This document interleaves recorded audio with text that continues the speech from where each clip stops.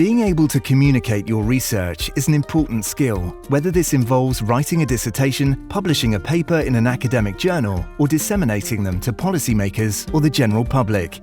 For your research to influence or change thinking or policy, it needs to be communicated effectively and disseminated beyond fellow specialists in your field.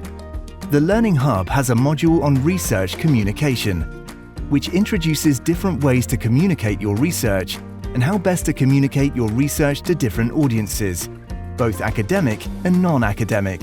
It provides tips and advice on the key things to consider when writing up your research, such as understanding your audience, building a coherent narrative or argument, and thinking innovatively. It also provides a detailed real-world example on the obesity epidemic, illustrating how effective communication of research can create impact. For more examples, don't forget you can check out the research case studies and explore how longitudinal data can be used to study some of the major issues facing today's society. To learn more about using data from longitudinal studies in your research, visit the Closer Learning Hub.